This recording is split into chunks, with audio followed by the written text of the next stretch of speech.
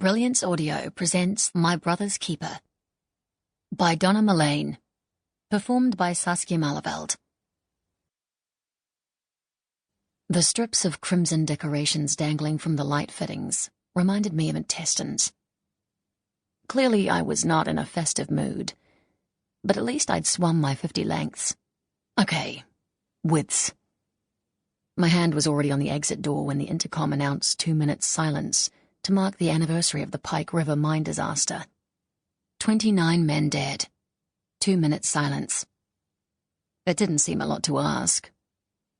I waited, self-consciously clutching my takeaway coffee with raisin scone placed precariously on top. Toddlers in the kids' pool squatted, Savoy buns dipping the water, as they peered into their parents' suddenly still faces. The splashing, squealing group had become a facsimile of the dead miners, slumped, unplugged from the grid. In that hypnotic, once-in-a-lifetime vacuum of silence, my bloody phone rang. Which is why I came to be waiting for Karen Mackey in Deluxe Cafe. She needn't have worn what she'd referred to as her kimono-style pink blouse. I'd have recognized her anyway.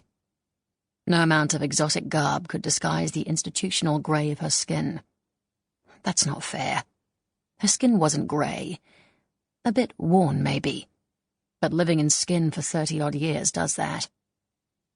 I don't normally have an attitude towards former prison inmates, but there was good reason for my prejudice against this one.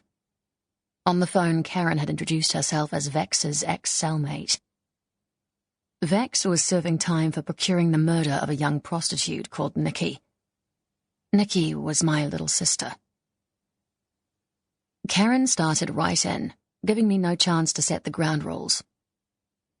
I want to hire you to find my daughter, Sunny. That's Sunny spelt with a U. For Sunshine, she added with a shy smile. Her father was granted custody when I went away. Went away? Huh. So we were going to talk in euphemisms. I've already done a basic internet search, but couldn't find much. Justin probably changed his name. Changed their name, I mean. A plastic bag bulging with papers and photographs sat on a little wooden table between us. I let it lie there. I want you to make sure she's safe. Okay. That got my attention. You think he's molesting her? She lifted her shoulders, but that was all the answer she gave. Have you told the police? Again, the shrug. They don't take much notice of anything I have to say. She stared at the plastic bag, willing me to pick it up. It's all in there. Names, photos, contact details. She flicked a look at me and then dropped her eyes to the bag again. I haven't seen Sunny since the day I was arrested. She was 7. She'll be 14 now. She saw me do the calculation. In New Zealand, that kind of time is reserved for the very worst crimes. Her body straightened and she clutched at the handbag in her lap. I'll pay you, of course. I thought about it for a full 5 seconds. That's how long it took me to calculate my fiscal position. Since we were in the game of euphemisms, I'd describe my present bank balance as lean. These are my terms. If I find the person you're looking for and they don't want to be found, I won't tell you where they are.